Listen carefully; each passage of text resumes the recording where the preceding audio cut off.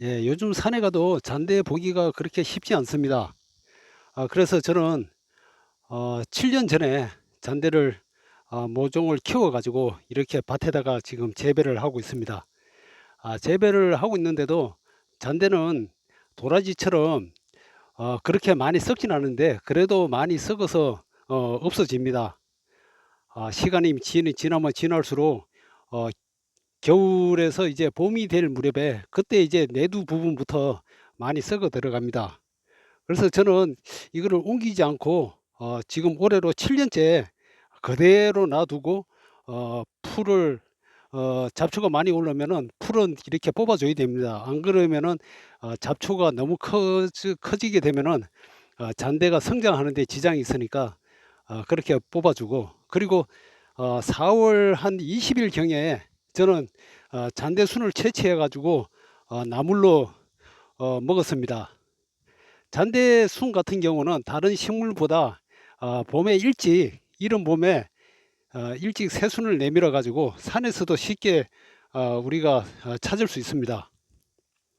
우리나라의 잔대 종류는 한 50여 가지 이상 된다고 합니다. 뭐 50여 가지 이상 되는데 저는 잔대 몇 종류밖에 본 적이 없어 가지고 그런데 지방마다 가면은 잔대가 모양이 다 틀립니다.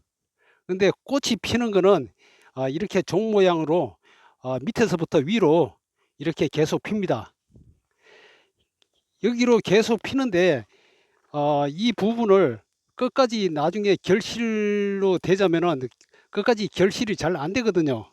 그래서 어, 밑에 부분을 튼실하게 하고, 그리고 지금 꽃이 핀 부분을 결실이 잘 되게 하기 위해서는 윗부분을 여기를 이렇게 잘라 줘야 됩니다. 이렇게 잘라 줘야 위로 더 이상 뻗지 않고 어, 여기에 꽃에 있는데 힘을 주기 때문에 씨앗 결실이 더 좋다고 저는 생각을 합니다. 해 같은 경우는 산에서 우리가 그 만나게 되면은 잔대순 싹대가 어마하게 많습니다.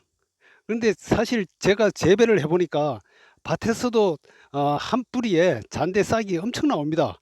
제가 그래서 잔대 싹을 한번 보여드리겠습니다. 여기 앞에 이렇게 보시면은 이게 한 뿌리입니다. 한 뿌리인데 싹대가 이렇게 많습니다. 한번 세볼까요?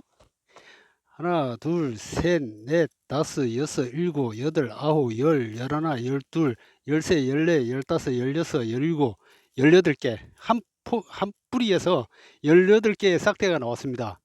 그런데 섬 지방의 해안가 쪽으로 가게 되면은 잔대 싹대가 많게는 한 70개짜리도 간간히 보입니다. 사실 그렇다 그래가지고 잔대 뿌리가 싹대가 많으면은 뿌리가 그렇게 클 줄 아는데 막상 캐보면은 실망하기 딱 쉽습니다. 물론 뭐 잔대 종류에 따라서 다르겠지만 수원 잔대 같은 경우는 1m 이상, 어떤 거는 뿌리가 거의 한 2m 가까이 나오는 것도 있습니다. 그런 거 만나기는 상당히 힘들겠죠. 잔대수는 순치기를 하지 않으면은 키가 2m 이상, 무려 2m 이상까지도 큽니다. 그래서 잔대 꽃이 피고 열매가 맺히게 되면은 잔대 무게에 못 이겨서, 그 무게에 못 이겨서 옆으로 다 쓰러지게 됩니다. 쓰러지다 보면은 씨앗 결실이 그렇게 좋지 않습니다. 그래서 잔대 같은 경우는 무조건 순치기를 저는 해야 된다고 생각합니다. 그래서 저는 4월 20일 경에 순치기를 했는데도 지금 1m 이상, 키가 1m 이상 자라고, 어떤 거는 1m 한 70, 80 정도 되는 것도 있습니다. 순치기를 해도 이러니까 순치기를 꼭 해줄 필요가 있다고 생각합니다. 잔대는 초롱가의 다년생 식물로 지방마다 그 부르는 이름이 또 다른데요. 딱주라고도 하고 한자로는 사삼이라고도 합니다. 꽃은 7월부터 8, 9, 늦게는 10월까지, 더 늦게는 11월 달까지 피는 곳도 있습니다. 대부분 7월, 8월, 9월까지 꽃이 많이 피어가지고 그것이 이제 결실이 잘 됩니다. 잔대 순도 순치기를 꼭 해야 됩니다. 이른 봄에 잔대 순이 올라오면은 잔대순이 먹을 만치 자라면은 무조건 잔대순은 무조건 잘라줘야 됩니다.